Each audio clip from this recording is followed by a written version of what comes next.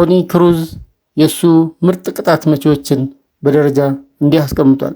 አንደኛ ሮቤርቶ ካርሎስ፣ ሁለተኛ ጂንሆ፣ ሶስተኛ ቤካም፣ አራተኛ ዚዳን፣ አምስተኛ ሜሲ፣ ስድስተኛ ሮናልዲኖ፣ ሰባተኛ ቻላንሆግሉ፣ ስምንተኛ ሽናይደር፣ ዘጠነኛ ክሪስቲያኖ ሮናልዶ እና አስረኛ ራሱ ክሩስ ነው። ሜሲ ለምን ለብሔራዊ ቡድኑ አልተጠራም?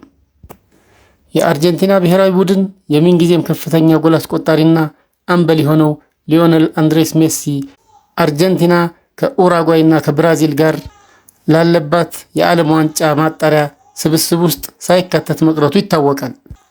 ተጫዋቹ ያልተካተተበት ምክንያት ለኢንተር ማያሚ ቅርብ የሆነ ሚዲያዎች ይዘው እየወጡ ይገኛሉ።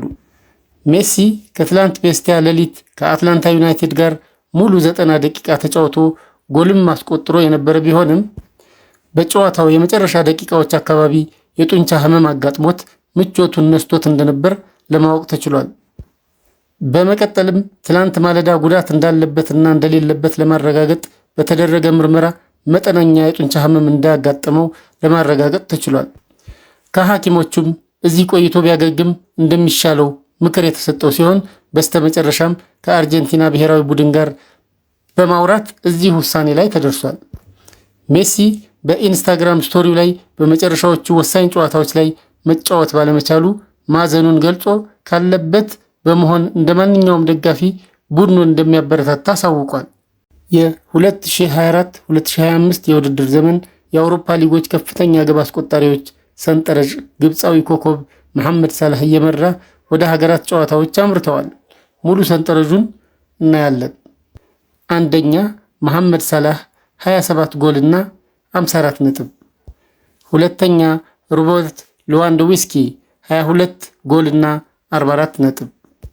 ሶስተኛ ማቲው ሬቶጉ 22 ጎልና 44 ነጥብ። አራተኛ ቪክቶር ኪድገርስ 28 ጎልና 42 ነጥብ። አምስተኛ ኡስማን ደምበል 21 ጎልና 42 ነጥብ።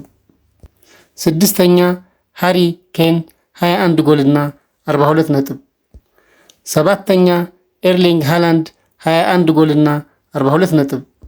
ስምንተኛ ኪሊያን ምባፔ 20 ጎልና 40 ነጥብ።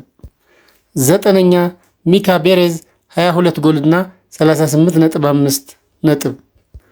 እንዲሁም በመጨረሻ ኡመር ማርሙሽ 19 ጎልና 38 ነጥብ ናቸው።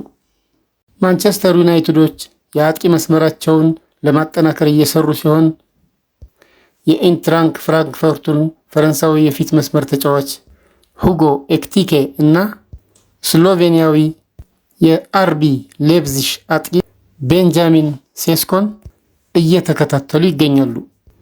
እንዲሁም በዝርዝራቸው ውስጥ ኦሲምሄን እና ዩኬሬሽ ይገኙበታል። ብሪያን ሬሜር የዴንማርክ አሰልጣኝ ብዙ ሰዎች የሚሳሳቱት ትልልቅ ነገሮች ውስጥ ባለፉት ዓመታት የሮናልዶ ስም ማጥላላታቸው ይመስላል።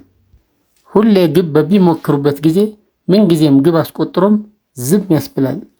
በአውሮፓ ኔሽንስ ሊግ እንደሚያደርገው ማለት ነው። ኪሊያን ምባፔ የኔ ቀጣዩ ግብ የ2026 ዓለም ዋንጫ ማሸነፍ ነው።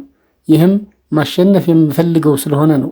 ምንጊዜም ሌላ ዓለም ዋንጫ ማሸነፍ የኔ ግብ እንደሆነ እናገራለሁ በማለት ተናግሯል። ፒጂኤስ ቫን ዳይክን ማስፈረም ይፈልጋል። ሊቨርፑል ኔዘርላንዳዊው አንጋፋው የመሃል ተከላካይ ተጫዋቹ በክለቡ እንዳይቆይ ቢፈልግም ተጫዋቹን ለማቆየት ግን ብዙ ገንዘብ ማፍሰስ አይፈልግም።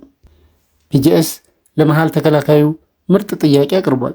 ሆይሰን ከብሔራዊ ቡድን ጥሪ ቀረበለት። የኢኒጎ መጎዳትን ተከትሎ የ19 ዓመቱ የበርንማውዝ የመሃል ተከላካይ ዲን ሆይሰን ተጫዋቾቹን ተክቶ ለመጫወት ከብሔራዊ ቡድን ጥሪ ቀርቦለታል። ዲን ሆይሰን ከብሔራዊ ቡድኑ ለመጫወት ጥሪ ሲቀርብለት ይህ ለሱ የመጀመሪያ ጊዜው ነው። በአምስቱ ታላላቅ ሊጎች ብዙ ጎል ያስቆጠሩና ብዙ አሲስት ያደረጉ ተጫዋቾች ዝርዝር።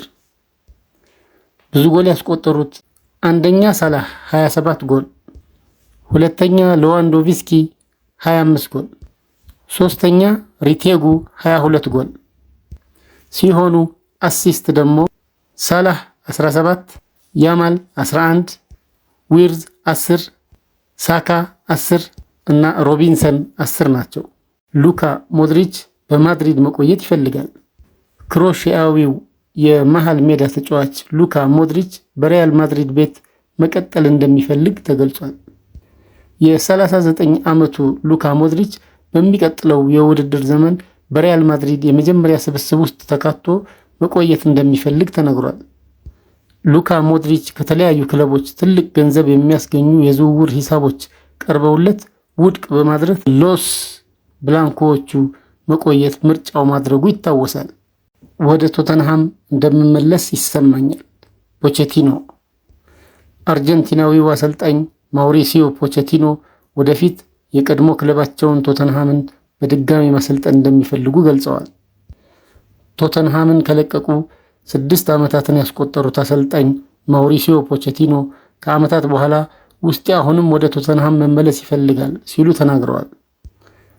አሰልጣኝ ማውሪሲዮ ፖቼቲኖ ቶተንሃምን በለቀቁበት ወቅት ወደ ክለቡ እንደሚመለሱ ተናግረው እንደነበር የሚታወስ ነው። አሰልጣኝ ማውሪሲዮ ፖቼቲኖ በአሁኑ ሰዓት የአሜሪካ ብሔራዊ ቡድንን በማሰልጠን ላይ ይገኛሉ።